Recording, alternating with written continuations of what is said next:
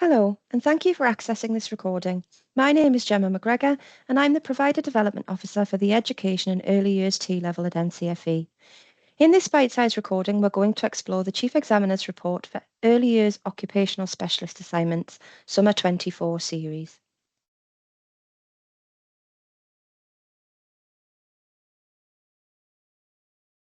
We'll be providing some insights into their findings around assignments 1, 2 and 3, sharing some key themes to celebrate, some areas for development, and how to address them within your classroom.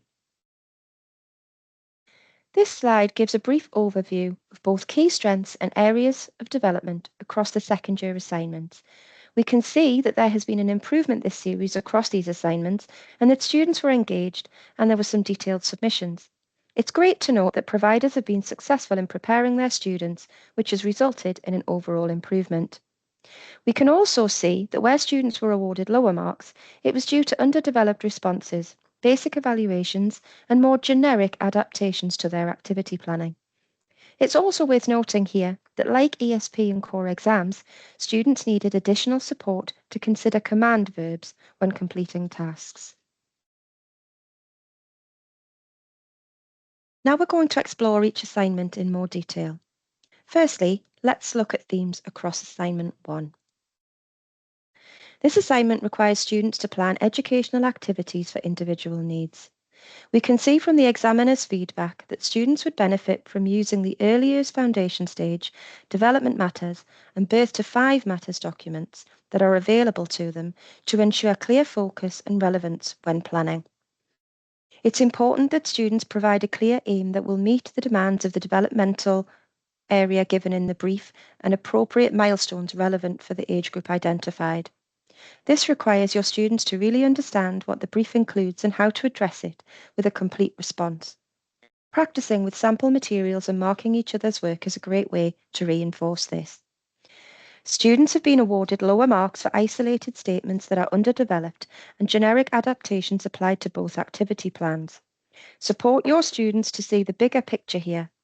What links can they make to other areas of their practice? Can they link to additional legislation or could they introduce more theory? Some students produced 2 activity plans only relevant to the identified children, so marks were limited. The brief here required 2 activity plans for all children in the given age group that would support the development areas given and also needed to include differentiation strategies for those highlighted with specific additional needs. Again, ensuring your students read carefully and are able to unpick the brief will help here. At times, references to resources and safeguarding were quite generic and not always relevant to the activity planned, with some students copying and pasting these areas between 2 plans. In this assessment window, it also seemed the second activity plan was slightly stronger than the first. The key takeaways here are to ensure your students know exactly what's being asked of them and how to plan accordingly, including looking at their time management. Over the next 4 slides, we'll now explore some of the early years criteria in relation to the structured observations. Please note that any criteria references on these slides relates to the criteria that applies to students who began their T-level before September 24. Any student who started their T-level in education and early years this year will be assessed against the newest criteria. You can find this on our qualification page under the Assessment Materials tab. There will also be some more information about where assessors can access additional support, specifically for assignments 2 Part 1 and 2 Part 2, later in the presentation. Let's begin with Structured Observation 1, and the Chief Examiner highlighted the following criteria. Demonstrate flexibility during planned activities to incorporate unplanned opportunities when supporting children's mathematical understanding. Many students achieved a low mark for this criteria as they were unable to recognise spontaneous opportunities to support mathematical understanding. Some students had planned mathematical opportunities but didn't recognise how to incorporate unplanned ones to support mathematical understanding. Use observational assessment to identify children's mathematical skills and foster these skills through play and structured opportunities. Higher marks were awarded here when students had used observation and assessment of children's mathematical understanding within their planning and play or structured activities. This supported mathematical understanding.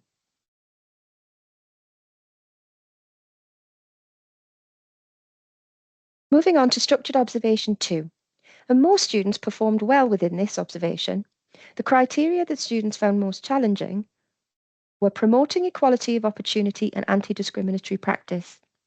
Students often achieved lower marks for this criteria, only demonstrating that they had understood and consistently followed the settings, policies and procedures. Higher marks could be achieved if students considered children's needs, interests, culture and family backgrounds in their planning and activity.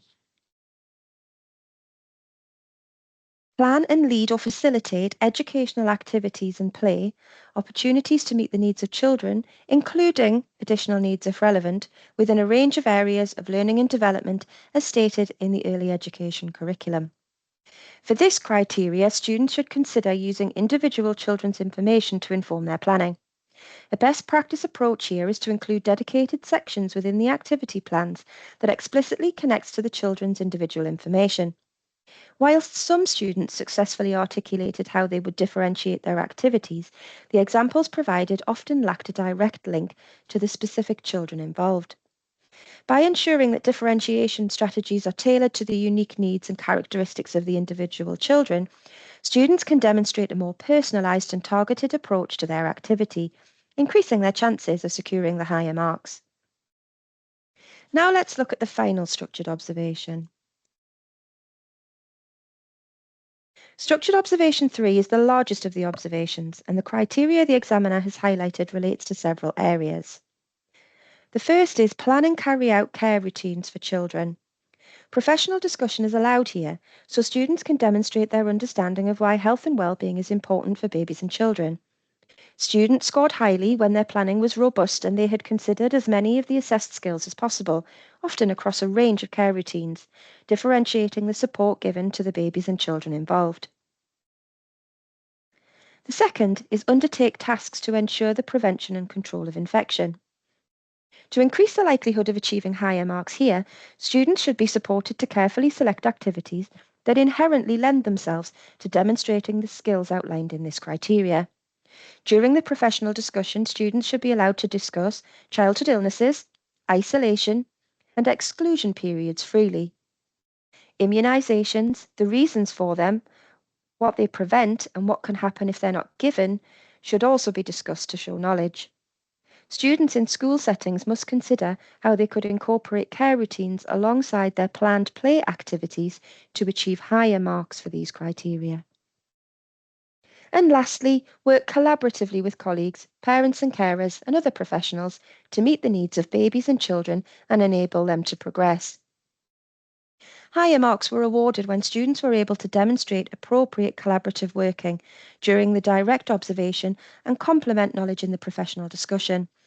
Students need to discuss a range of agencies or professionals giving accurate and detailed examples of why and when they may need to work alongside other staff.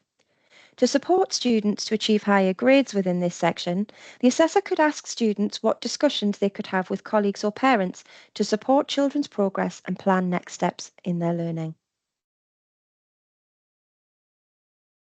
Finally, some themes can be found in more than one of the structured observations, and the Chief Examiner noted the following areas across Assignment 2, Part 2. Understand the expected pattern of children's development from birth to 5, and have an understanding of further development from ages 5 to 7. This is in 2 of the structured observations and can be assessed through observation and professional discussion. Highest marks were achieved by students who clearly demonstrated how their knowledge of child development informed their practice. Within the professional discussion, students were confident to contextualise this to examples seen in the observation. Children's learning and development in relation to their stage of development and individual circumstances. Students will often give good examples of the types of factors that can impact a child's learning, but miss opportunities to analyse how these will affect development. Links between EYE 1.1 and 1.4 could be made during professional discussions, particularly regarding biological and environmental impact on development. Best examples of this criteria are when students have thoroughly analysed and explained how children's development can be affected by their stage of development and individual circumstances.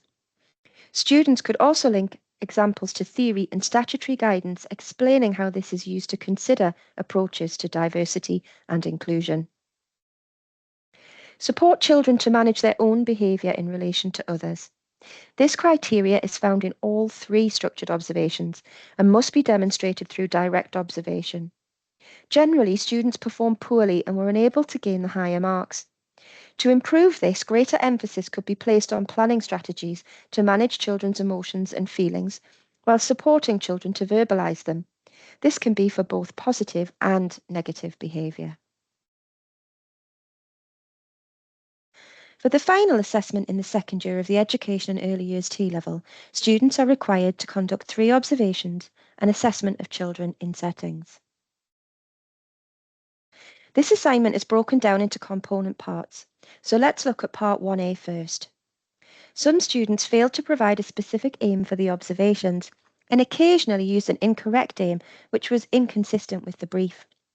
The aim should relate to the observations, and certainly, if a checklist observation, it should include targets that align with the theme and the specific age group identified.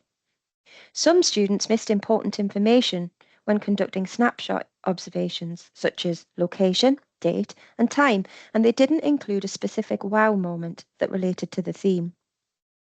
Generally, the narrative was completed effectively, but at times these were so brief that there was difficulty in obtaining sufficient information in respect of the theme, and they often contained irrelevant comments, making the observations a little subjective. Some students wrote about 3 different children here, and the brief clearly required the observations to be centred around the same child in order to capture enough information about their progress. Making sure that students get the opportunity to practice observations in placement is key here. Collaboration with placement settings is so important in ensuring that each student is experiencing different observation methods in practice. Again, it's really important that your students read carefully to understand what's being asked of them so that they can respond appropriately to the whole task. Now let's look at part B. Students are required to evaluate the strengths and weaknesses of their own practice and skills in carrying out each of the different observation methods in part 1A. Evaluation is the key command verb here. It isn't enough to list or describe. Students need to be reflecting upon their own practice and making comment on strengths and weaknesses of each observational approach. Their discussion should be balanced and make reference to both practice and skills. Next, they need to suggest ways that they could engage with continuous professional development or CPD to improve their observational practice and skills. Suggestions for CPD need to be linked to the student's own practice and skills here. Occasionally, students would write in-depth suggestions for CPD, but these tended to be generic.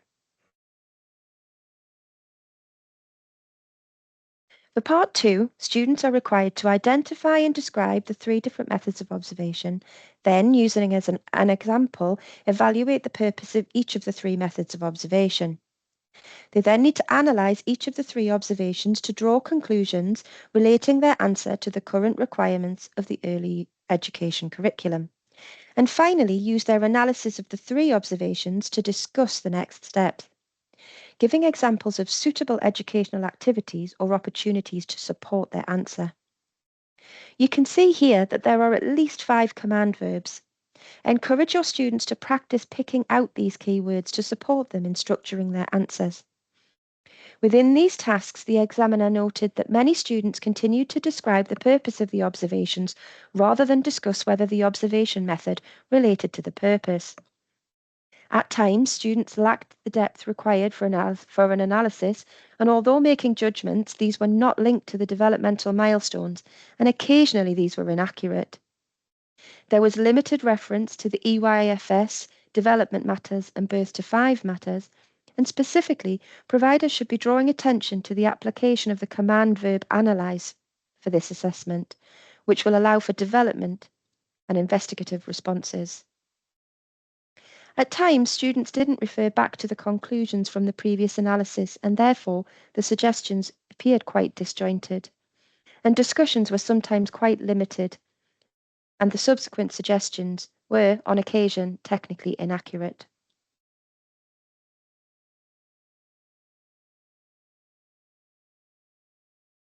Now that we've explored the key themes across all of the assignments, we can now look at some strategies for you to use in your classroom to support your students with some of them.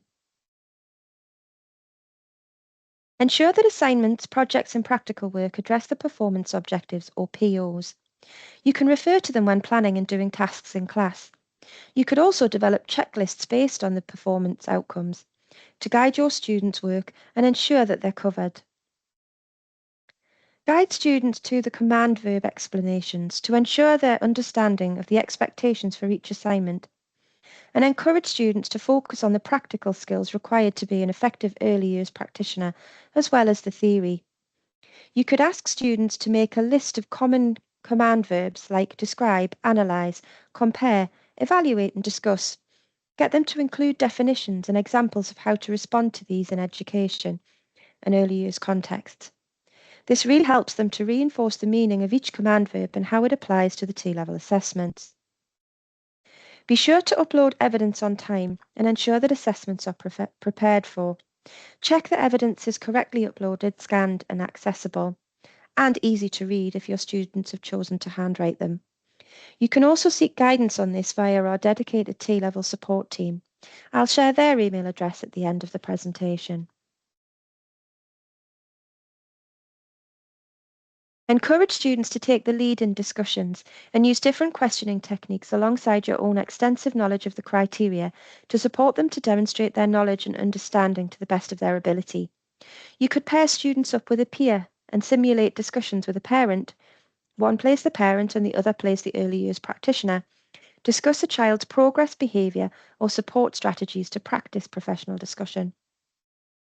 Support your students to discuss in depth the strengths and areas for development within their own practice and skills.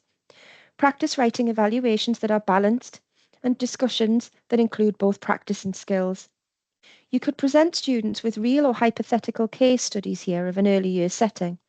Ask them to evaluate the effectiveness of teaching strategies, care routines, and how the needs of different children are met. Create opportunities for students to make links between their placement and classroom activities.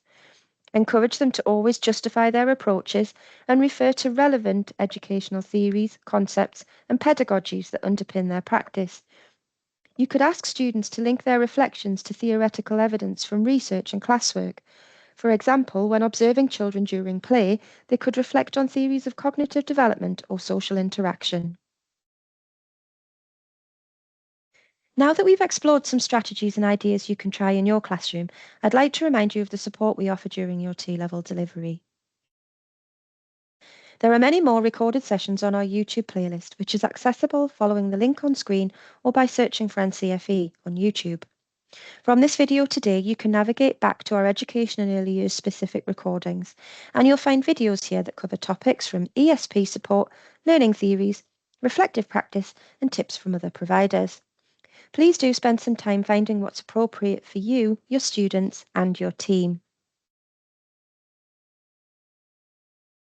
You can also find support materials via our qualifications page. If you're new to T-levels, please do visit this page and take a look. Here you'll find lots of resources to support your delivery, including the qualification specification, tutor guidance documents, grade standard exemplification materials, support handbooks, and the Early Years Educator criteria documents. Via the page on screen now, you can book to join us on our live events and see what support we're offering over the academic year.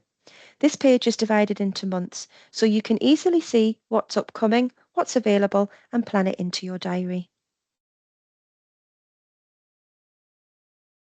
As mentioned earlier, for further more in-depth support for assessors, please access our events page, where you can find dedicated sessions to help both new and experienced assessors with assignment 2 Part 1 and 2 Part 2. These include Assessor Networks, led by our moderation team, Assessor Masterclasses, which are new for this academic year, and our Best Practice Networks, where you can network with other providers. We also offer one-to-one support. If you haven't already, please do book a call with me so that we can work together as you either begin or continue your T-level delivery. These calls are designed to be bespoke for your provider and a chance to get support and for us to answer your questions. You'll see the link to book a call is on the bottom of this slide. If you have any individual T-level queries in the meantime, you can also email our dedicated T-level team via the address you can see on screen now. Lastly, we'd really appreciate it if you could scan the QR code on screen to share your valuable feedback. Your comments really do help us reflect on our sessions and allow us to offer targeted and relevant support, which in turn allows you to get the best outcomes for your students. Thank you for taking the time to join me today. I hope you found this recording useful, and I look forward to seeing you at our live events over the coming academic year.